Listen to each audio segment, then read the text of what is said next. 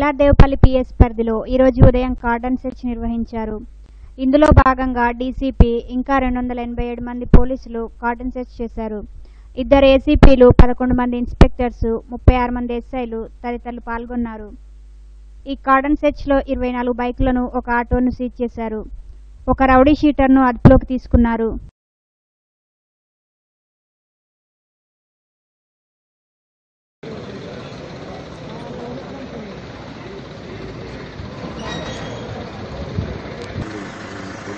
Armed reserve పిఎస్ఎస్పీ, APSP వీళ్ళందరూ కలిసి పాల్గొన్నారు. ఈ కార్డన్ సర్చ్ ఆపరేషన్లో ఇంతవరకు సుమారు 8 మంది సస్పెక్ట్స్, ఒక రౌడీ, అదేవిధంగా కొంతమంది ఎవరైతే బ్యాక్ క్యారెక్టర్స్ ఉన్నారో వాళ్ళని కూడా అదుపులోకి తీసుకోవడం జరిగింది. దీంట్లో చాలామంది ఇక్కడ ఈ కాలనీలో బయట రాష్ట్రాల నుంచి వచ్చి ఇక్కడ నివసిస్తున్న వాళ్ళు ఉన్నారు. ముఖ్యంగా బీహార్, ఉత్తరప్రదేశ్, కర్ణాటకకు సంబంధించిన వ్యక్తులు ఇక్కడ నివసిస్తున్నారు వాళ్ళ కుటుంబాలకు. ఇంతకుముందు ఇక్కడ మన ఇలా ముగ్గురు పేరు మీద మ్యాచ్ పండి అయితే వేరేది శ్రీరామ్ నాయుడు కానీ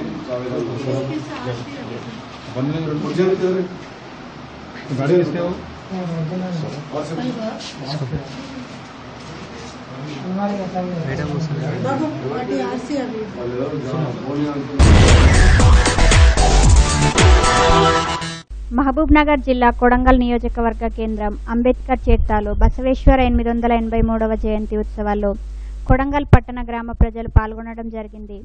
తదుపరి అంబేద్కర్ చేర్తాలో మహాత్మా బసవేశ్వర చిత్రపటానికి పూలమాలంకరణ చేసిన టీఆర్ఎస్ కొడంగల్ నియోజకవర్గ ఇన్ఛార్జ్ మాజీ ఎమ్మెల్యే గురునాథ్ రెడ్డి గారు మాట్లాడుతూ, రాష్ట్ర ప్రభుత్వం బసవ జయంతిగా అధికారికంగా నిర్వహిస్తుండడం శుభసూచకమన్నారు. అన్ని వర్గాలకు ప్రాధాన్యత కల్పిస్తూ ఆయా వేడుకలను జరపడం చాలా సంతోషమన్నారు. అనంతరం చేవరిస్త నుండి మఠం వరకు శోభయాత్రలో టీఆర్ఎస్ ఎమ్మెల్యే గురునాథ్ రెడ్డి గారు, సర్పంచ్ వెంకటరెడ్డి, ఎక్స్ఎంపీపీ ముద్దప్ప, గ్రామ ప్రజలు పాల్గొన్నారు.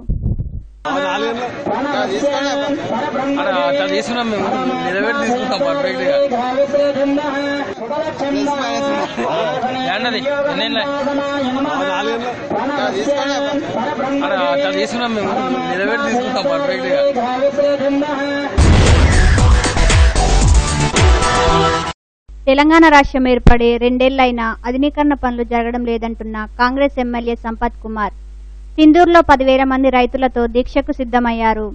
ఆర్డీఎస్ ఆయకట్టు కింద ఉన్న భూములకు నైజాం కాలంలో తప్ప ఇప్పటి వరకు పూర్తిగా నీరందిన దాఖలాలు లేవు. ప్రస్తుత ప్రభుత్వం దీనిపై నిర్లక్ష్యం వహిస్తుందని, పనులు వేగవంతం చేయాలని డిమాండ్ చేస్తూ సింధనూర్ ఆర్డీఎస్ దగ్గర నిరాహార దీక్షకు హాజరైన సంపత్ కుమార్, జానారెడ్డి, ఉత్తమ్ కుమార్ రెడ్డి, నాగం జనార్దన్ రెడ్డి, షబ్బీర్ అలీ, వంశీచందర్ రెడ్డి, డీకే అరుణ, పొంగులేటి సుధాకర్ నిరాహార దీక్ష చేస్తున్నారు.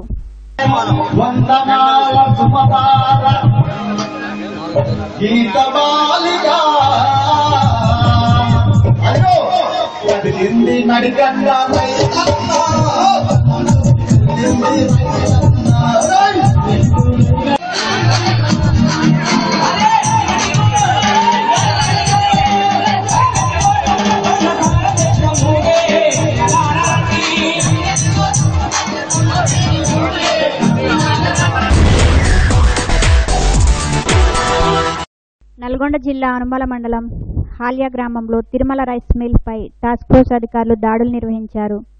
దాడుల్లో భారీగా అక్రమ నిల్వలు బయటపడ్డాయి. State task force Balakishan Rao, Vidyasagar Reddy, special officer Rajesham team ఆధ్వర్యంలో అక్రమ నిల్వలను గుర్తించారు. సుమారు 4 గంటల పాటు తీవ్రంగా శ్రమించిన అధికారులు భారీ నిల్వలను గుర్తించారు. రైస్ మిల్ యజమానిపై 6A కేసు నమోదు చేసి సరుకులను సీజ్ చేశారు. State task force, Telangana state civil supplies task force అధికారులు ఇక్కడ లోకల్ సివిల్ సప్లైస్ అధికారులతో కలిసి వచ్చి ఈ మిల్లును తనిఖీ చేశాము. ఈ మిల్లు రికార్డులు కేవలం 16/4/2016 తేదీ వరకు మాత్రమే నమోదు కాబడ్డాయి. రికార్డులు మరియు భౌతిక నిల్వలకు చాలా వ్యత్యాసాలు ఉన్నాయి. సుమారు 650 క్వింటాల బియ్యం, ప్రజా పంపిణీ వ్యవస్థకు సంబంధించిన బియ్యం మేము గుర్తించాము. మిల్లు యజమాని మీద కేసు నమోదు చేశాము మరియు 6,900 క్వింటాల ధాన్యం కూడా రికార్డులో చూపలేదు.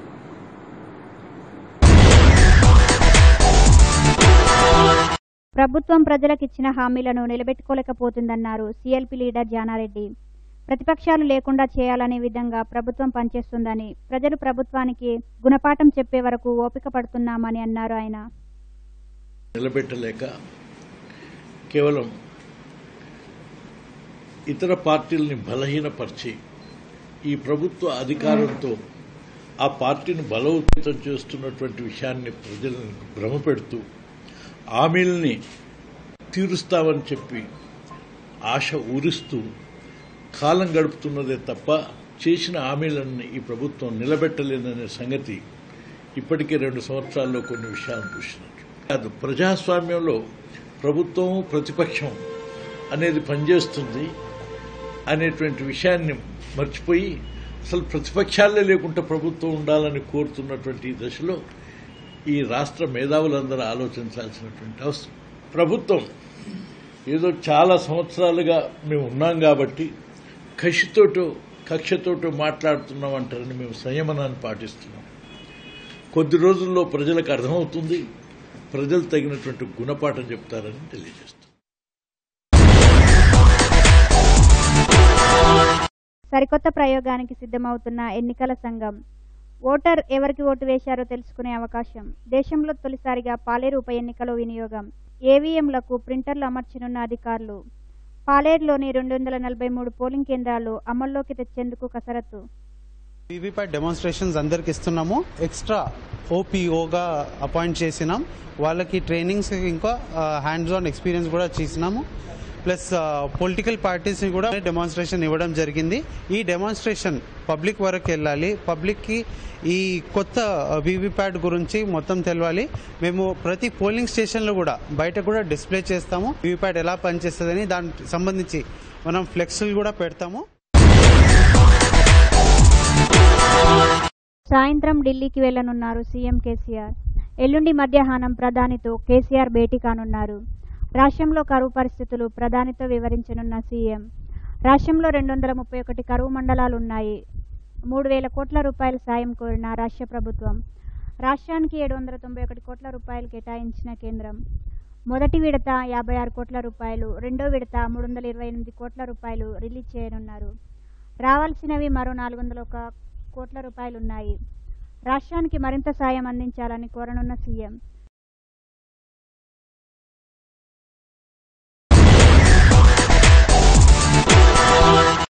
నేషనల్ ఎస్సీ ఎస్టీ కౌన్సిల్ ప్రారంభం. జాతీయ SC commission chairman PL Punia దీనిని ప్రారంభించారు. రిజర్వేషన్ల ఫలాలు సమాజానికి అందాలన్నారు. అంబేద్కర్ ఇచ్చిన 22 సూచనలు పాటించాలన్నారు. We must ask our question whether we are following that path or not. Baba Sahib Dr. Bhimrao Ambedkar, he took 22 pledges when he converted to Buddhism. He left Hinduism, and he did say that after today I will have nothing to do with Hindu religion, and from today I will perform all my family rites or traditions as per the Buddhist religion. ప్రధానంగా council యొక్క aim ఏంటంటే, already ఏదైతే rule of reservation Babasaheb Ambedkar గారు ఇచ్చినటువంటి రాజ్యాంగంలో పొందుపరిచినటువంటి rule of reservation ద్వారా ఈరోజు మరి ఒక స్థాయిలో ఉన్నటువంటి ప్రతి ఒక్క ఎంప్లాయీ కూడా తాను వెనుకకు తిరిగి చూసి తాను ఏం చెయ్యాలి, తనకు తాను తృప్తిగా ఉండడమా, లేక తాను కూడా సమాజానికి ఏదో కొంత సేవ చేయడమా అన్నటువంటి ఆలోచన పురికొల్పడమే ఈ కౌన్సిల్ యొక్క ముఖ్య ఉద్దేశం. Whenever there is any holiday, whenever there is any time, we go back to the communities, not to take money from the communities, not to seek votes from the community. We set up Ambedkar Vijnana Mandirams with our own money. A. B. We tell our own success story. We don't give money. We tell our own success story. Look, I have been in the village and then I worked very hard and then he helped me, she helped me, and I am at this position. This is my salary and this is my car and then this is how I live. And your child also can do that. So continuously we go back to the communities and tell our stories and then bring as many people as possible from the villages to urban. Vijay మాల్యాకు మరో ఎదురుదెబ్బ. మాల్యా కేసులో విచారణ పరిధిని పెంచాలని SEBI నిర్ణయం. Insider trading పై విచారణ నిర్వహించనున్న SEBI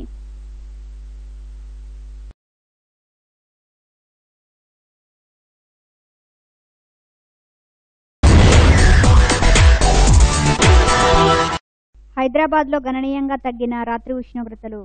భారీ వర్షాలతో రాత్రిపూట చలిగాలులు.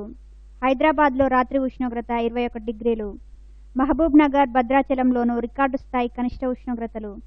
తెలంగాణకు మరో 2 రోజులు వర్ష సూచన. ఉరుములు మెరుపులతో కూడిన వర్షాలు పడే అవకాశం.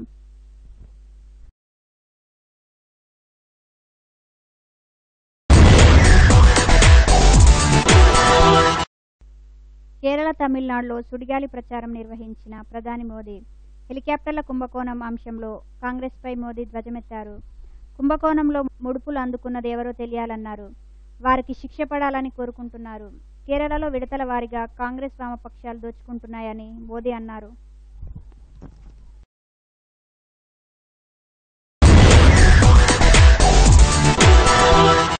దేశానికి 70,000 కంటే ఎక్కువగా జడ్జీలు అవసరమని భారత ప్రధాన న్యాయమూర్తి జస్టిస్ టిఎస్ ఠాకూర్ వ్యాఖ్యానించారు.